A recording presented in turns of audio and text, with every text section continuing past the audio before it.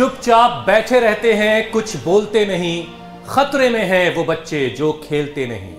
हमारा बचपन भी क्या खूब बचपन था, अजब गजब के खेल थे।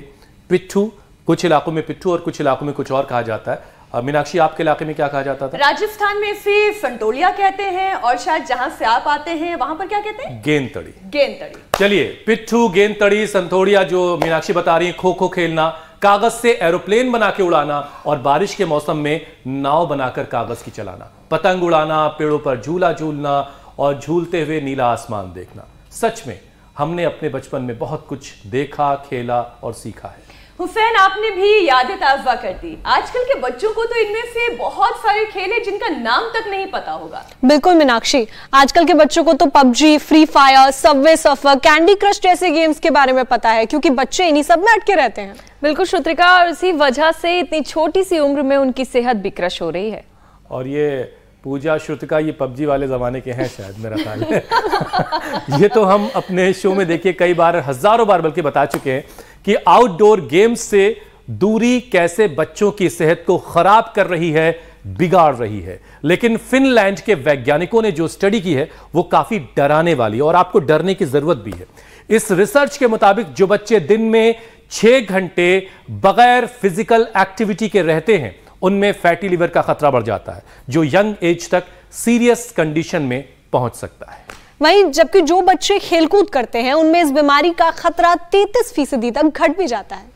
और इसलिए सभी पेरेंट्स से हम ये गुजारिश करते हैं कि जितना हो सके उतना बच्चों को बाहर, यानी कि कुदरत के बीच में, नेचर के बीच में खिलाएं, क्योंकि journal of clinical and experimental hepatology में छपी हुई रिपोर्ट के मुताबिक भारत में हर तीसरा बच्चा फैटी लीवर का शिकार हो रहा है। मीनाक्षी, ये रोग बच्चों के साथ साथ बड़ों में भी इस कदर बढ़ रहा है कि शुगर और ओबेसिटी के बाद अब भारत फैटी लिवर की कैपिटल बनने की कगार पर है। हमारे जमाने में बच्चों को घर में रोकने के लिए कुटाई होती थी और आजकल माँ बाप विनती करते, भैया बाहर जाके थोड़ा बहुत खेल लो। बहरहाल, जब लोग उल्टा सीधा खाएंगे और फिर उसे पचाने के लिए पसीना न बहाकर सारी मेहनत सिर्फ उसे पचाने में यानी पाचन तंत्र से करवाएंगे तो काम कैसे चलेगा और इससे जिगर पर फैट बढ़ेगा ही बढ़ेगा। जो भी देख रहे हैं, सुन रहे हैं, खुद भी सावधान हो जाइए और दूसरों को भी समझाइए कि लिवर पर बढ़ते हुए इस खतरे को वो समझें। वक्त रहते हुए इस बीमारी को अटेंशन ना दी तो फिर लिवर सिरोसिस, फाइब्रोसिस, कैंसर तक की नौबत आ सकती है। हुसैन, और ऐसा तो हम बिल्कुल होने नहीं देंगे। हमने आपको सारी सिचुएशन बता दी है। 4 सालों से हमारा शो योग गुरु के साथ मिलकर यही मुहिम छेड़े हुए एक मिशन पर है कि आप सेहतमंद रहें, आपका परिवार सेहतमंद रहे। स्वामी जी हमें अब नजर भी आ रहे हैं। स्वामी जी प्रणाम, बहुत बहुत स्वागत है आपका। प्रणाम स्वामी जी। प्रणाम स्वामी जी।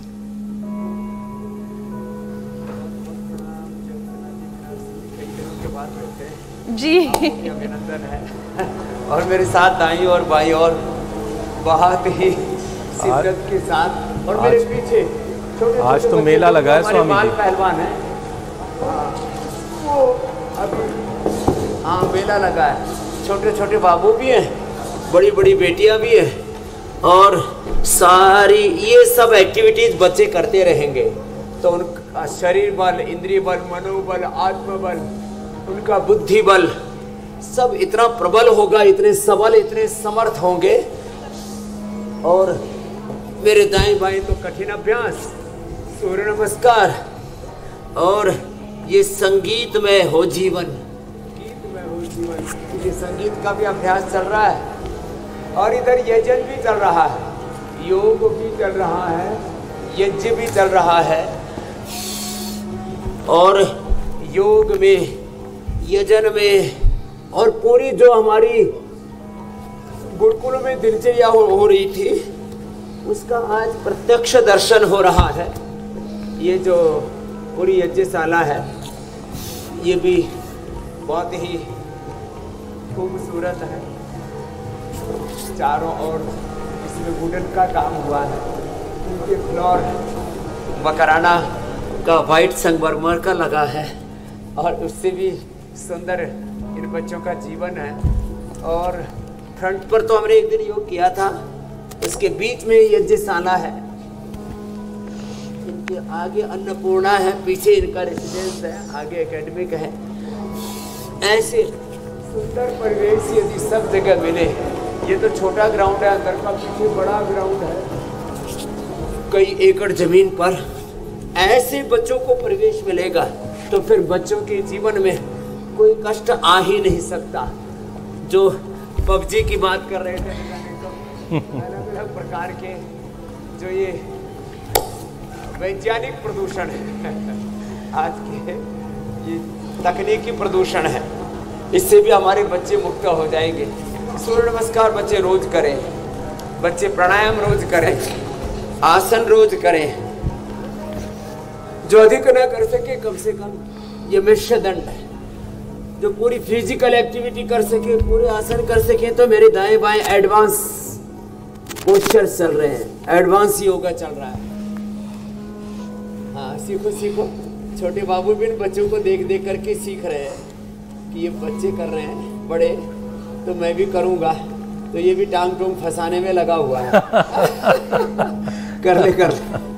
और स्वामी जी, आज हम आपको थोड़ा सा आपके बचपन में लिए चलते हैं, थोड़ा सा हमें भी अपना बचपन याद आएगा। वो स्वामी जी का बचपन चल रहा है। हाँ ये भी ठीक है, मैं अपनी गलती के लिए माफी मांगता हूँ।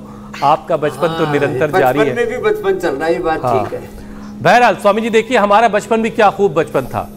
तरह तरह के खेल कूद थे, बहुत सारे आउटडोर गेम्स थे और बहुत सारे सीजनल गेम हुआ करते थे। बारिश हो रही तो अलग तरह का गेम है, सावन आया तो पेड़ों में झूले पड़े हुए हैं। अब तो वो सब चीजें देखने को भी नहीं मिलती और इसी वजह से बच्चे अब आउटडोर गेम्स से दूर होते जा रहे हैं।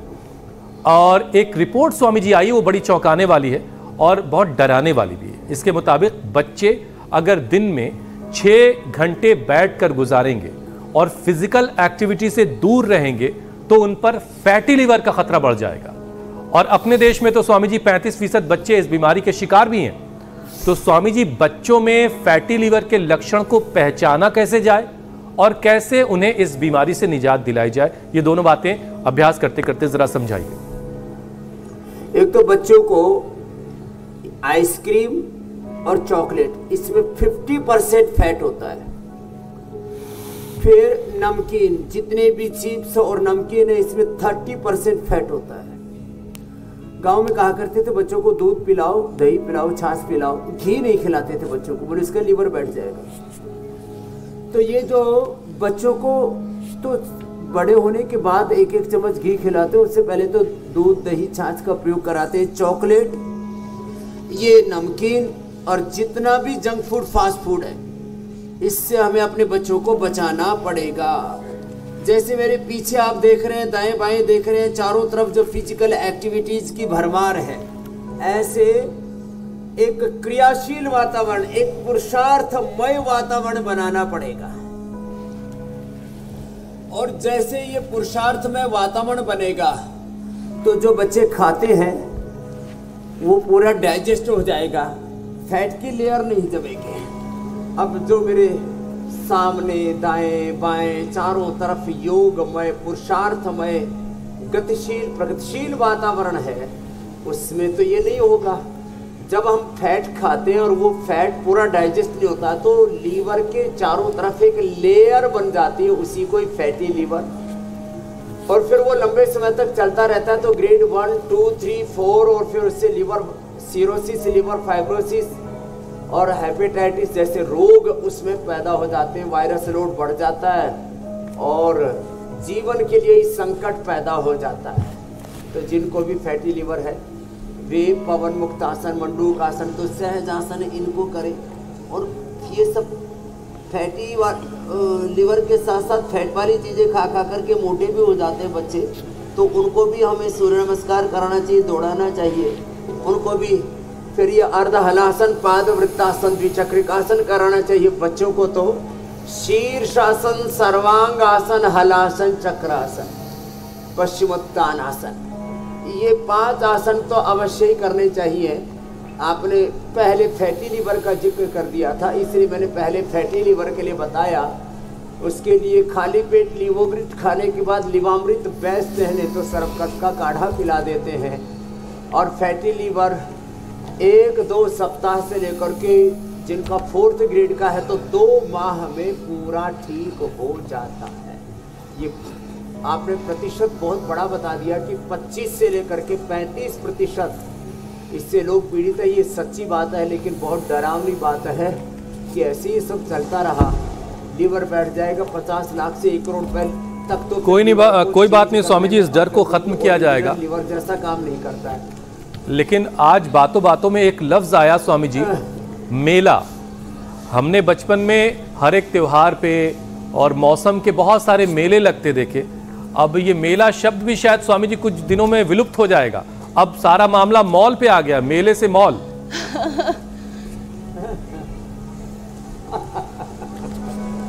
ये बात आपने एकदम जोरदार। वैसे स्वामी जी, आजकल के बच्चे जो ऑनलाइन गेम में चिपके रहते हैं, लेकिन आप अपने बचपन के कौन कौन से खेल हैं जो खेला करते थे, जरा ये भी हमारे साथ शेयर करें ना। बचपन में तो सभी खेलते हैं, मिट्टी में खेलते हैं, आप क्या क्या करते थे? ठीक बताया आपने।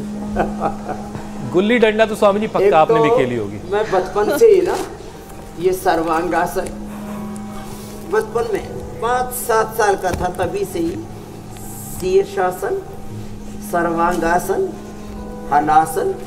चलो बेटी अब तो पूर्ण चक्रासन करो, मैं तो चक्रासन करके ही गुजारा कर लूँगा। ये बचपन से मैंने की है। और बचपन में मैंने योग शुरू कर दिया था। योग ही आपका खेल था? खेल खेल रहे, ये तो हमको ज़्यादा पता भी नहीं था। हाँ, खेल खेल में योग किया करते थे।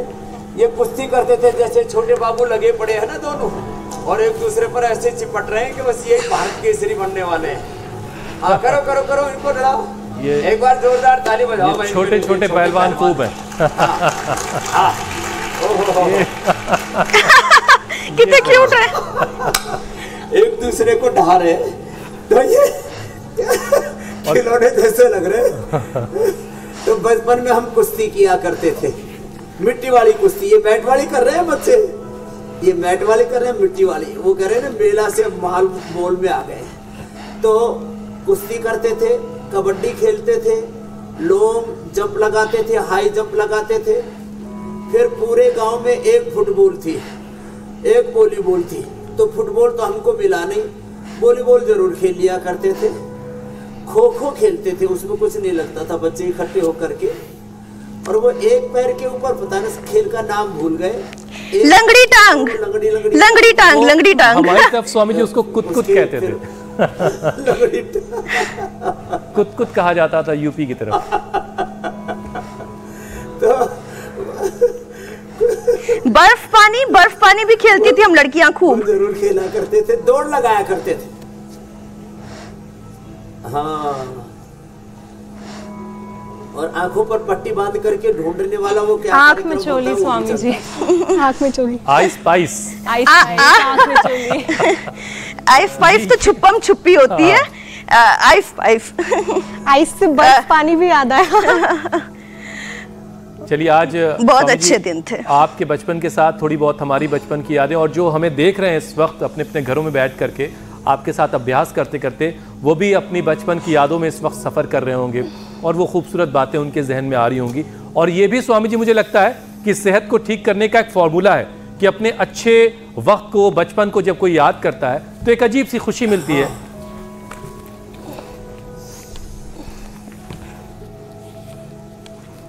ठीक कह रहे हैं आप एकदम। अच्छी बातों को बार बार स्मरण करना है, उसको कहते हैं रीलर्न करना। और अनलर्न करना, जो बुरी बातें उनको याद मत करो, नई नई बातें सीखते रहो। लर्न, रीलर्न, और बुरी बातों को अनलर्न करना, जो सीख जाते हैं उनके जीवन बहुत अच्छे हो जाते हैं। यही हमारी श्रद्धामयी बेटियों को यहाँ पर सिखा रहे हैं, जो चारों तरफ जिन्होंने धूम मचा रखी है।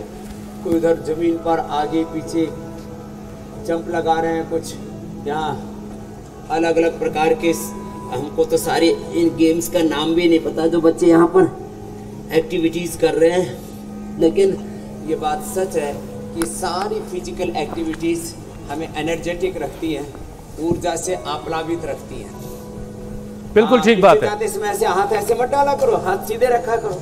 हाँ, ढीला ढाला नहीं, सब अलर्ट मोड पे रखिए। और इसीलिए आज हम अपने दर्शकों को भी बचपन के सफ़र पर लेकर गए हैं, ताकि वो अच्छी खूबसूरत बातें याद करके सेहत का एक स्फूर्त उनके अंदर जो है फूटेगा और खुशियाँ वो बचपन वाली उनको याद आएंगी, तो सेहत पाने में भी उसमें आसानी होगी।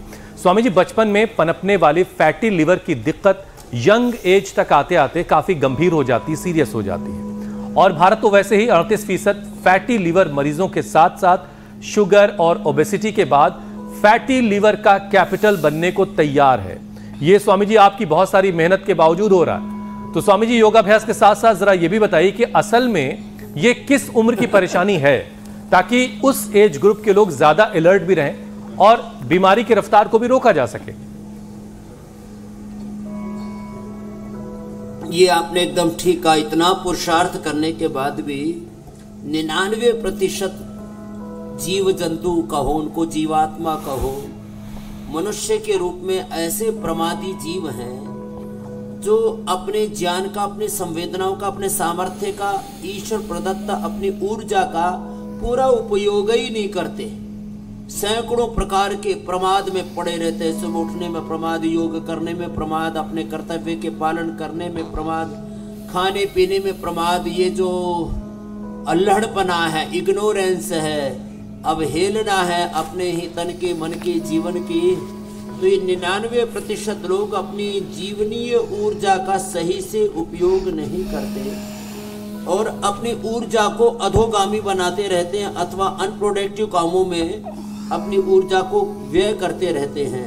तो आज मैं सबसे आह्वान करूंगा, भाई भगवान जी ने बिना किसी भेदभाव पक्षपात के एक दूसरे पर आरोप लगाते रहते हैं। इन सवर्णों ने दलितों का बुरा हाल किया, इन हिंदुओं ने, इन मुसलमानों ने, इन जैनों ने, इन बौद्धों ने, अलग अलग पंथों को दोष देते रहते हैं, अलग अलग जातियों को, अलग अलग कालखंड को, अलग अलग व्यवस्थाओं को दोष देते रहते। अरे भाई, अपने आप को संभाल लो। मंडूक आसन ये फैटी लिवर के लिए, लिवर सिरोसिस के लिए मुट्ठी बांध के, मुट्ठी खोल करके योग मुद्रा आसन अप्रतिभ है। तो हम दूसरों को दोषना और कोसना बंद करें। ये जहाँ तक उम्र है, बीमारी की अब कोई उम्र नहीं रह गई। छोटे बच्चों को भी 5-7 साल की उम्र में जो बच्चे बहुत चॉकलेट और बहुत ये नमकीन, बहुत ये पैक्ड फूड और बिस्किट आदि, छोटे छोटे बच्चों को चाय कॉफी तक पिलाना शुरू कर देते लोग। जंक फूड दबा करके खाते छोटे छोटे बच्चे, आइसक्रीम, चॉकलेट, बड़े होने पर फिर ये कोल्ड ड्रिंक्स, ये सब हमारे लीवर के दुश्मन हैं। तो हमें आज fit acidic food, fit fatty food, ये फिट इंडिया अभियान दोबारा से शुरू करना पड़ेगा। प्रमाद को छोड़ना पड़ेगा, ये तीखी तली, ये सब चीज़ों को छोड़ना पड़ेगा। योग मुद्रासन, मंडूकासन, वक्रासन, कितने सरल अभ्यास हैं। गोमुखासन जो हमारी बेटियां कर रही हैं, क्या सुंदर दृश्य है। अच्छा स्वामी जी, ऐसे जो योगमय जीवन जीते हैं ना, फिर उनके जीवन से तो रोग कोसों दूर रहते हैं। हाँ, जो कमजोर सा हो, माड़ा सा हो, मोटा हो, थुलथुला हो, पिलपिला हो, सारी बीमारियां सैकड़ों कोस से दिल्ली तक से उसके भाग करके, अरे ये अपनी ये या घुसो, ये अपना स्थान है, ये अपनी जगह है, इधर अपने को पूरा रेस्पेक्ट मिलेगा। इसलिए इम्यूनिटी कमजोर ना रखें, जीवन में प्रमाद को टिकने ना दें, तो फिर ये फैटी लिवर पनप नहीं पाएगा।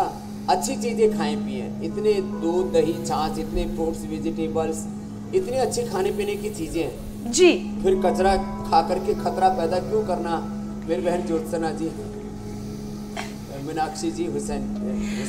स्वामी जी, ये जो फैटी लिवर की परेशानी है, ऐसा माना जाता है कि अल्कोहलिक लोगों में ये ज्यादा पाई जाती है, लेकिन जो आंकड़े हैं, रिसर्च है, वो ये बताती है कि अब तो अल्कोहलिक हो या फिर नॉन अल्कोहलिक हो, दोनों ही तरह के लोगों में फैटी लिवर के केसेस तकरीबन बराबर हैं। इसके पीछे क्या कारण है?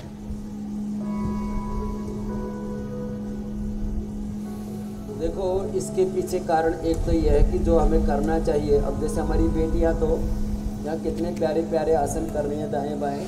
हमारा छोटू राम भी लगा हुआ है टांग खींचने में कि मैं खींच। हाँ, ये तो नीचे ये तो दाईं तरफ देख रहा था, बाईं तरफ ऊर्ध्व पश्चिमोत्तान आसन, पैर उठा करके, क्या ज़बरदस्त है। ऐसे बैलेंस बनाना इतना ईजी नहीं है। तो फैटी लीवर अल्कोहल वालों को ज़्यादा होता ही है, लेकिन देखो अच्छी चीज़ें भी ज़्यादा खाई जाएं, घी तेल आदि का ज़्यादा प्रयोग किया जाए अथवा कम ही प्रयोग कर रहे हो और मेहनत नहीं कर रहे, पुरुषार्थ का कोई विकल्प नहीं है, पुरुषार्थ तो करना ही पड़ेगा, प्रमाद को छोड़ना ही पड़ेगा। विश्वानि देव सवितर दुरितानि परासुअ यद भद्रम तन्नासुअ। तो प्रमाद को छोड़े, पुरुषार्थ को अपनाएं, ऐसे करेंगे। अब उधर तो हमारी बेटी पूर्ण चक्रासन में लुढ़क रही है, क्या जोरदार है, एक के बाद दूसरा। ऐसा तो भाई हमने भी करके नहीं देखा था, एक तो बीच में थम गई अभी, लेकिन अरे बाप रे कोशिश कर रही है। क्या बात है, लुढ़कते कुछ तो कुछ जोर से लुढ़कते। जबरदस्त। हाँ, जोरदार कार्यक्रम है साहब, कुछ तो कमाल है। बिना अटके ऐसे अटक मत, ना अटक नाटक, ये सब नाटकबाजी चल रही है। और स्वामी जी देखिए, बिना अटके हमारा एक कार्यक्रम भी जो है वो चलता रहा है और चलता रहेगा। इसका ऐलान खुद रजत जी अपने कार्यक्रम में भी कर चुके हैं। तो अटकना नहीं है और रोजाना अभ्यास करना है ताकि सेहत जो है वो भी कहीं ना अटके। स्वामी जी, लीवर की परेशानी जिसको भी होती है उसका वजन भी बढ़ने लगता है और पहले से जो वजनी लोग हैं उन पर फैटी लीवर का खतरा वैसे ही मंडराता रहता है। तो इन दोनों ही परेशानियों का हल जो है वो है वजन को कम करना। तो जरा लोगों का वजन कम करवाइए। देखो सामने जितनी भी बेटियां बैठी हुई हैं, चाहे योग कर रही हैं, चाहे इधर संगीत का अभ्यास कर रही हैं, आसनों का अभ्यास कर रही हैं, सूर्य नमस्कार का अभ्यास कर रही हैं, और इधर हमारे बाबू जो है ये रामाशीष पहले थोड़े तगड़े हो गए थे, तो मैंने इसकी माँ को बोला, मैंने कहा इसका थोड़ा पनीर और जो है मक्खन घी थोड़ा कम करो, तो ये सब अब मजबूत हो गए। तो जो दौड़ लगाएंगे, इधर स्केटिंग वाले भी बड़े क्यूट बॉक्सर्स हैं स्वामी जी आपके यहाँ। और इधर बड़े बच्चे भी कुश्ती में, और वो छोटे बाबू भी 1 घंटे से लगे पड़े। अरे रे इनके ऊपर मत डालते ना, नहीं तो ये कुटुंबर निकल जाएगा इनका। हाँ, लास्ट करवाओ भाई इनका एक। हाँ, जो बच्चे ऐसे मेहनत करेंगे, ऐसे चिपकते हैं, कभी कोई ऊपर कभी कोई ऊपर, और वो एक ने फटका तो दूसरा भी उसके ऊपर तुरंत आ जाता है। हाँ, फिर मारो, हाँ झपट्टा, तो ये और दौड़ लगाओ, और एक दूसरे को गिराने के बाद पूछ भी रहे, भाई लगी तो नहीं तुम्हें? तुम्हारा बॉक्सिंग बहुत हो गया, दौड़ो दौड़ो दौड़ो दौड़ो दौड़ो। और स्वामी जी हम तीन यहाँ पर क्या करें? ऐसे पूरी दौड़ लगानी चाहिए। हुसैन तो सिंहासन पर ही है। आप पावर योगा आप ऐसे करो जैसे मेरे सामने कर रही है ना, पेयर योगा करो। मीनाक्षी जी, ज्योत्सना जी, पूजा, श्रुतिका जी और हुसैन भाई के साथ फिर अमित को बुलाना पड़ेगा। ऐसे पेयर योगा करो।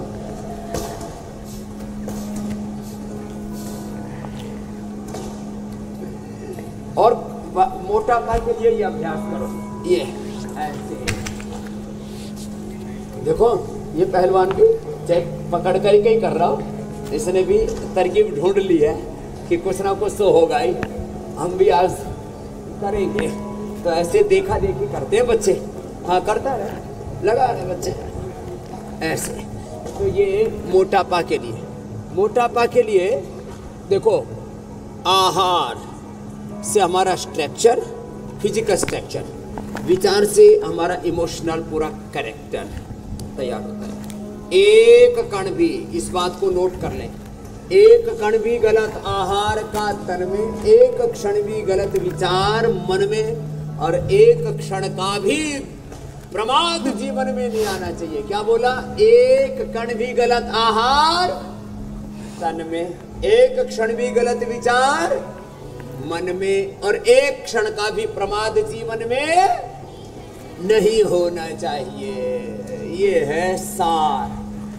और दौड़ भी लगवा दी हमने, और फिर ये मोटापा के अभ्यास बैठ करके, फिर उल्टे लेट करके, ये तो देखो इसकी पीठ ही पे चढ़ गया। अब इतनी इसके लिए पीठ मजबूत होनी चाहिए। कभी पता लगा एक दूसरे की पीठ पर चढ़े और पता लगा वो पीठ ही नीचे धसक गई, नीचे दहल गई। इसके लिए थोड़ा मजबूत बनाना। अच्छा कि आपने डिस्क्लेमर दे दिया स्वामी जी। जब हम भी इतनी उम्र के थे तब करते थे। हाँ अच्छा स्वामी जी, वजन घटाने वाले अभ्यास करवाते करवाते एक और कंफ्यूजन है, जरा वो दूर कीजिए आप। फैटी लीवर की परेशानी अगर बढ़ जाए तो लिवर सिरोसिस हो जाता है, लिवर कैंसर होने का भी खतरा बढ़ जाता है। तो क्या सिरोसिस जो है वो क्योर होता है, उसे क्योर किया जा सकता है? क्योंकि लोग इसको लेकर के बहुत कंफ्यूज रहते हैं। हाँ, एक तो मोटापा की बात पूरी करते फिर लिवर सिरोसिस पर आता हूँ। देखो, अर्धलासन, पादवृत्तासन, द्विचक्रिकासन, 3 दिन नींबू पानी पर उपवास, 3 दिन नारियल के पानी पर उपवास, 3 दिन लौकी के जूस पर उपवास, 3 दिन फिर पाइनएप्पल पर और 3 दिन फिर जो है वाटरमेलन पर। और ये करते करते 15-20 किलो वजन कब कम हो गया? एक ही महीने के अंदर नहीं, 20 दिन के अंदर ही 15-20 किलो वजन कम। इतना सा तो थोड़ा हिम्मत कर रहे, अपनी चटोरी जुबान पर कंट्रोल कर ले। अब देखो, जो आपने बात बताई ना, ये लिवर सिरोसिस की, हमने वैसे उन्होंने अब कई जगह कह दिया तब इसलिए बोल रहे हैं, नहीं तो हम अक्सर पर्सनल बातें कम बोलते हैं। आदरणीय अमित शाह जी की सिस्टर को लिवर सिरोसिस हो गया और उनके पति खुद सर्जन है, तो उन्होंने कहा देखो मैं तो सर्जरी कर सकता हूँ। उन्होंने कहा नहीं, मेरे को सर्जरी से डर लगता है, एक बार भाई से पूछते हो। अमित भाई ने फिर पूज्य आचार्य श्री हमसे बात की और हमने उनको ये जो भूमि आंवला, पुनर्नवा, मकोई का ये जो सर्वकल क्वाथ देते हैं, उस समय ये निवोग्रिड दवाई नहीं बनी थी, ये काढ़ा पिलाया। अब तो हम भूमि आंवला, पुनर्नवा, मकोई इसका फ्रेश जूस पिलाते हैं। और उन्होंने तो योग भी थोड़ा किया था, जैसे मैं 10-10 मिनट कहता हूँ, ये 10 मिनट तो पिछले 5 सालों से शुरू किया है। ये देखो, ये भूमि आंवला। हाँ करो बाबू, अच्छा कर रहे हो। इस पैर को सामने फैला दो तो फिर हनुमान आसन हो जाएगा। चलो, हाँ फिर हाथ ऊपर करो, ऐसे बनाओ, बैलेंस बनाओ, होगा कुछ ना कुछ तो होगा। फिर ये भूमि आंवला, ये पुनर्नवा, मकोई, इनका जूस पिला देते हैं और इससे फैटी लिवर, लिवर सिरोसिस तो अच्छा होता है। इससे लास्ट स्टेज का लिवर सिरोसिस, मरणासन, 90% लिवर खराब हो गया था, वो भी अच्छा हुआ है। ये भूमि आंवला, पुनर्नवा, मकोई, उसमें शोनाक और थोड़ा सा उसका पपीता और अरंड के पत्तों का रस और अनार खाली पेट खिला देते हैं। अनार खाली पेट, ये 100% लिवर सिरोसिस अच्छा होता है। सबसे पहले मतलब कोई बड़ा पेशेंट जिसको सारी दुनिया जानती है, ऐसे अमित शाह जी, उनकी बहन को हमने ठीक किया था और उसके बाद तो आज हमारे पास में हजारों पेशेंट्स का डेटाबेस है, एविडेंस है कि कैसे जो है लिवर सिरोसिस एडवांस स्टेज का भी अच्छा हो जाता है। तो ये बात झूठी है, गलत है। लिवर सिरोसिस अच्छा नहीं होता। सारी बीमारियों के बारे में एक दुष्प्रचार कर रखा है, चाहे वो लिवर सिरोसिस है, चाहे किडनी फेलियर है, क्रिएटिनिन लेवल का बढ़ना, प्रोटीन लीकेज होना, पेनक्रिएटाइटिस या type 1 diabetes, arthritis, asthma, BP, sugar, thyroid और यहाँ तक कि पॉलीसिस्टिक ओवरीज, पॉलीसिस्टिक किडनी, छोटी छोटी गठाने पेट में हो जाती है, लिवर में हो जाती है, उसको लिवर फाइब्रोसिस बोलते हैं। वह भी हमने अच्छा किया और पूरा एनिमल ट्रायल से लेकर के ह्यूमन ट्रायल तक का पूरा डेटा, रिसर्च, एविडेंस हमारे पास में है मेरे भाई हुसैन। ये मंडू का आसन थोड़ा लंबा करना पड़ेगा, देखो कपाल भाती करते। ठीक है स्वामी जी। और अब जरा लिवर के साथ साथ पाचन तंत्र को जरा मजबूत करवाइए, क्योंकि अगर कोई भी किसी का डाइजेस्टिव सिस्टम गड़बड़ है तो उसका लिवर का फंक्शन भी धीरे धीरे गड़बड़ाएगा और उसमें दिक्कत आएगी। तो ऐसे में ब्लोटिंग, एसिडिटी, गैस की भी परेशानी उसको होगी।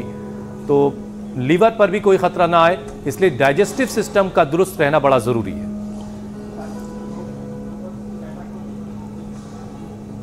बस पड़ोसी का खाना ना खाए। तो देखो, डाइजेशन अच्छा होगा। बद्ध पद्मासन, चलो बेटियों मयूरासन करो, मयूरासन, उत्थित पद्मासन, गर्भासन, सुप्त गर्भासन, ये तो बहुत ज़बरदस्त करती है। हम तो ऐसे हाथ डाल करके थोड़ा सा ही कर पाते हैं ऐसे, ये तो पूरा कर लेती है। कर, हाँ, मयूरासन, मयूरी आसन, गर्भासन, पूरे हाथ डाल के हम भी करते थे बचपन में। बचपन की बात आज आप याद दिला रहे हो। और ये तो जो है पद्मासन के सारे स्वरूप एक साथ यहाँ देखने को मिले। इतना ज़बरदस्त तो सबसे हो न पाएगा, जितना हो पाए उतना कर ले। डाइजेशन, उत्थित पद्मासन ऐसे ही कर लेते हैं ना, 1 मिनट तक, भूख कड़ाके की लगती है।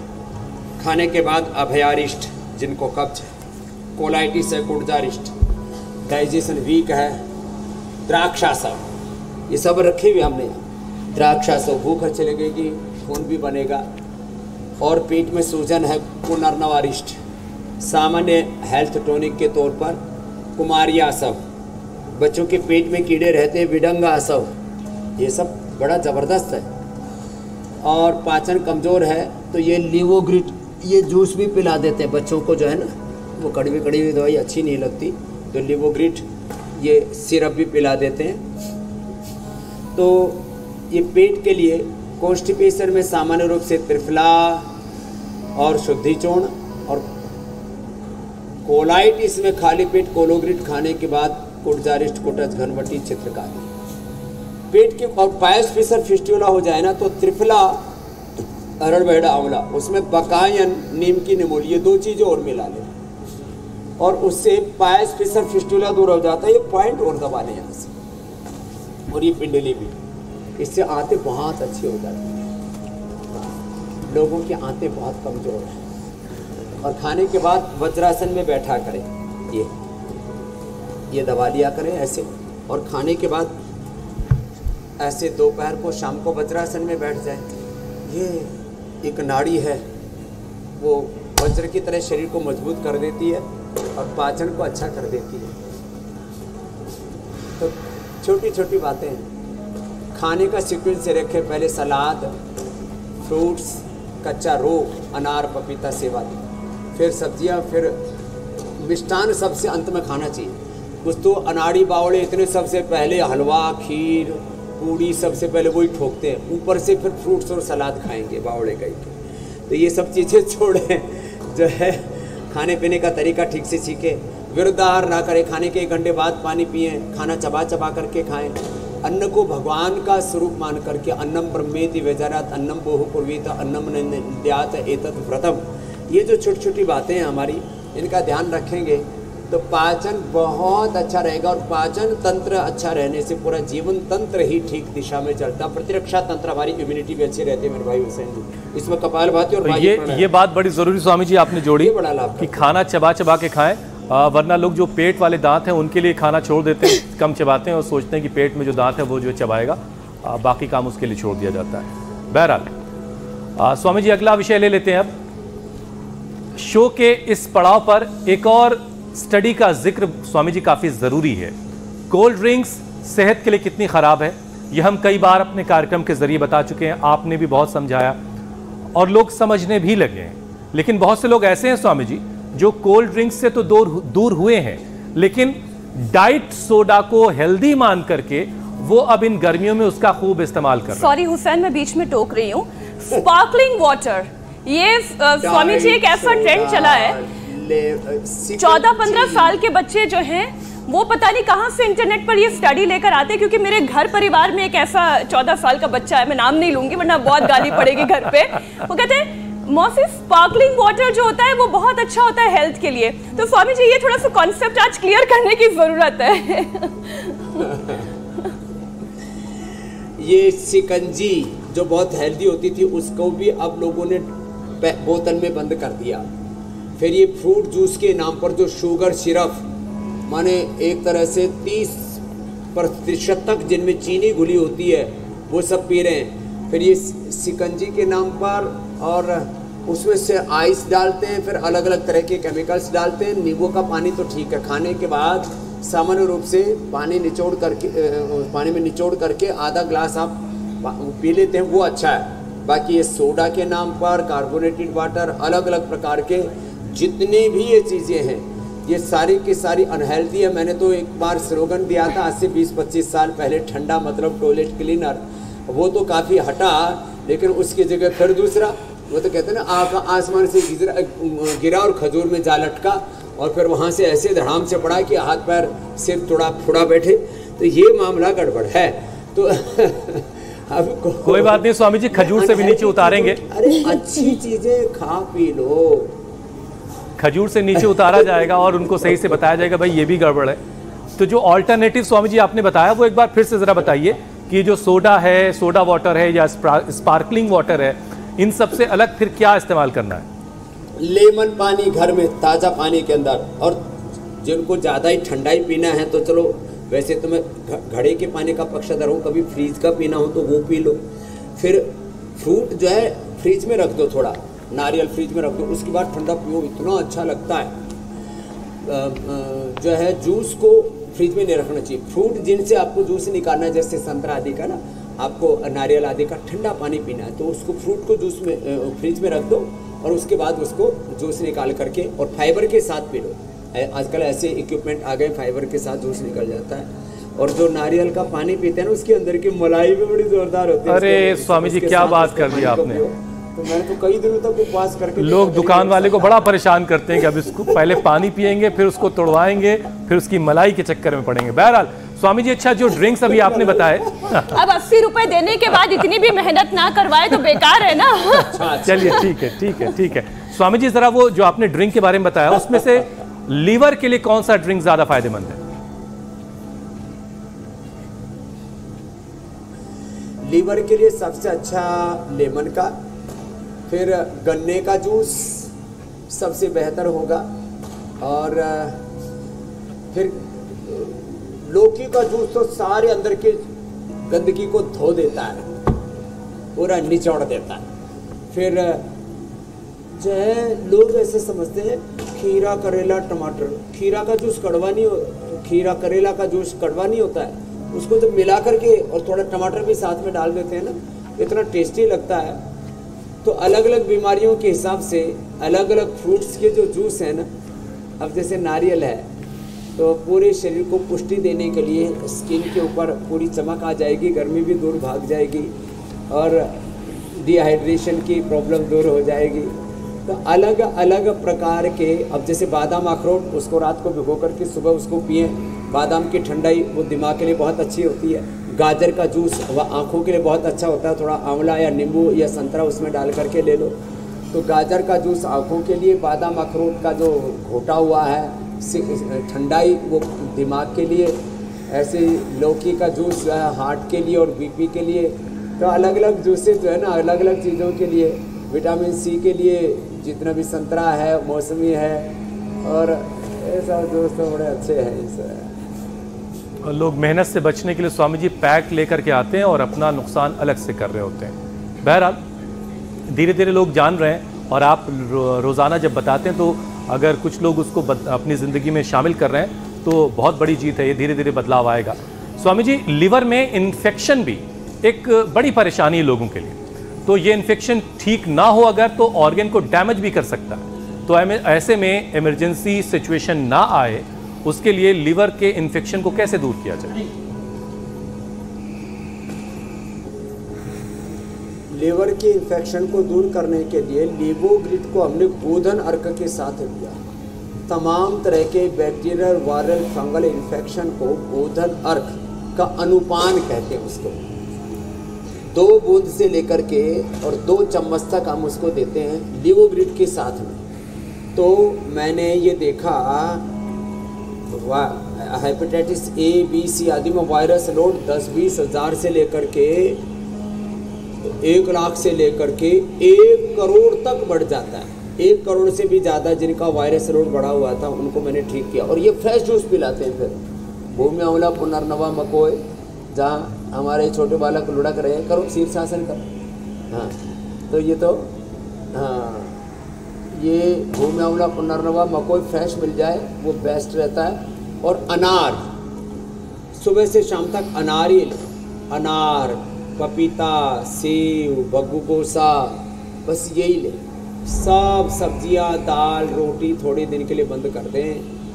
1 से 2 सप्ताह में ही पूरा ट्रांसफॉर्मेशन हो जाता है। बकरी का दूध पिलाएं। ये बकरी का दूध लीवर के लिए, और ऊँटनी का दूध हमने आर्थराइटिस और टाइप 1 डायबिटीज़ के लिए, इसकी बहुत ही ज़बरदस्त मेडिसिनल वैल्यू है। लेकिन लोग भूल गए थे, हमने याद तो दिला दिया। अब देखो भाई, लोग कर भी रहे हैं। अच्छा स्वामी जी, फैटी लीवर की परेशानी अगर बढ़ जाए, ये केस बिगड़ जाए, तो कई बार कुछ पेशेंट्स में स्टूल में ब्लड आने लगता है। तो अगर इस तरह की दिक्कत किसी को हो जाए तो फिर क्या उपाय है? हाँ, ब्लड आए तो क्या करें? एक तो लौकी का जूस, लौकी की सब्जी का ही प्रयोग करें बिना मिर्च मसाले के। हाँ, थोड़ा सा जीरा, थोड़ा सा गाय का घी हल्का सा डाल लें, आधी चम्मच, नहीं तो ऐसे ही उबाल करके दे दें, क्या दिक्कत। अब उसमें शीशम, पीपल, बेल, शीशम, पीपल, बेल के पत्ते, और बेल का तो शरबत भी अच्छा काम करता है, दूर्वा घास, दूधी घास या एलोवेरा या सौंफ का पानी। इसमें 1 चुटकी भर स्फटिका भस्म, फिटकड़ी की भस्म, 1 चुटकी भर कहरवा पिष्टी, और 1 से 2 ग्राम नाग केसर। ये 3 चीज़ें बड़ी ज़बरदस्त हैं, स्फटिका भस्म, कहरवा पिष्टी और नाग केसर। बस ये प्रयोग कर लिया, ये जूस में, कोई भी एक जूस में, एलोवेरा के जूस में, लौकी के जूस में, शीशम पीपल बेल के जूस में मिला करके पी लो, तुरंत ब्लीडिंग खत्म हो जाती है। और ये ब्लीडिंग होती है पित्त बढ़ने से। जो हवन चल रहा है ना, इस यज्ञ की भस्म को पानी में डाल करके 5 ही मिनट के अंदर वो ऐश राख उसकी बैठ जाती है, और वो पानी पिला देते हैं, तो सब प्रकार की ब्लीडिंग को ख़त्म कर देता है। माहवारी में ब्लीडिंग हो रही हो, पायस पिसर फिस्टुला के कारण से, अल्सर के कारण से, फैटी लीवर के कारण से, किसी कारण से भी ब्लीडिंग हो रही हो, उस ब्लीडिंग के लिए परम औषधि है ये जो अभी बताया। तो ये ब्लीडिंग नाम का तत्व नहीं रहेगा, जो आज हमने उपाय बताए। बहुत लोगों को बहुत तरह से ब्लीडिंग होती है, और उसके लिए कई बार तो जीवन संकट में पड़ जाता है। और ब्लीडिंग ही क्या स्वामी जी, कोई भी अनवांटेड तत्व नहीं रहेगा शरीर में। तो हमने प्लेटो ग्रिड अलग से बताया हुआ है। अगर लोग रोजाना हमारे साथ इंडिया टीवी देखते हुए आपके बताए हुए तरीकों से अभ्यास करते रहेंगे और आयुर्वेद को अपनी जिंदगी में शामिल करेंगे। लेकिन स्वामी जी, अब वक्त हो गया है कि हम यौगिक चैलेंज की तरफ बढ़ें। आपने जो चैलेंज दिया था उसे बहुत सारे दर्शकों ने एक्सेप्ट किया, और बहुत सारे वीडियोस हम तक आए हैं। कुछ चुनिंदा वीडियोस आपको दिखाते हैं।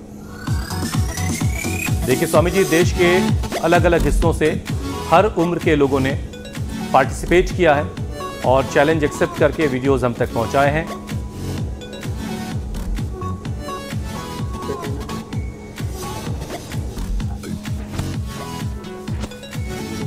उत्तर भारत हो, दक्षिण भारत हो, हर तरफ से स्वामी जी, पूरब पश्चिम चारों दिशाओं से स्वामी जी बहुत सारे वीडियोस हम तक आए हैं। और अब बारी है आज के विनर की। बेस्ट वीडियो जो है वो श्रेया कंधारे का है। पुणे महाराष्ट्र की रहने वाली 23 साल की श्रेया विजेता है स्वामी जी। भाई श्रेया के लिए अभिनंदन है। और भाई आज का भी चैलेंज अब साथ साथ दे देते हैं। बिल्कुल स्वामी जी, बहुत ही सुंदर किया है। छोटे छोटे बच्चों में और बड़ों में क्या जबरदस्त श्रेया प्रोफेशनल भी लग रही है, जहां कर रही हैं तो लग रहा है कि वहां पहले से। अभी देखो सारंग आसन का आज का चैलेंज दे रहे हैं। सारंग आसन कैसे करते हैं? आराम से करो, तुम तो एकदम से उठ जाती हो। दोनों हाथ पहले पीठ, हाथों के देखो, दोनों हाथ पैरों के नीचे से ले, पीछे से फिर पकड़ लेते हैं। हाँ, पीछे से पकड़ लिया, पीछे से, अरे उधर से दिखाना, साइड से, कैमरा का पोज भी मुझे बताना पड़ेगा। फिर सामने से पैर उठाओगे ऐसे, ये सामने से पैर उठाए, पीछे से हाथ एक दूसरे के हाथ में ऐसे डाल लिए। ये सारंग आसन कल का चैलेंज है।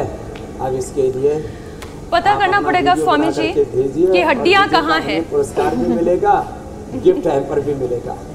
तो सारंग आसन का ये चैलेंज अगर आपको एक्सेप्ट है तो हमारे नंबर लगातार स्क्रीन पर फ्लैश हो रहे थे, बल्कि अब तक आप लोगों ने उसे याद भी कर लिया होगा। अपने वीडियोस हम तक पहुंचाएं, जो बेहतरीन वीडियो होगा उससे स्वामी जी की तरफ से इनाम दिया जाएगा।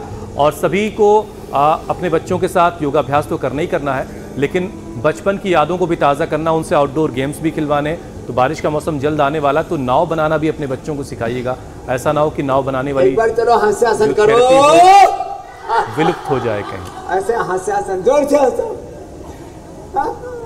अरे हंसो तो सही। स्वामी जी, हंसने में संकोच और हंसते हंसते अब आपसे इजाजत लेने का समय भी हो गया है। बहुत बहुत धन्यवाद। प्रणाम स्वामी जी। बहुत बहुत शुक्रिया स्वामी जी, बहुत बहुत शुक्रिया।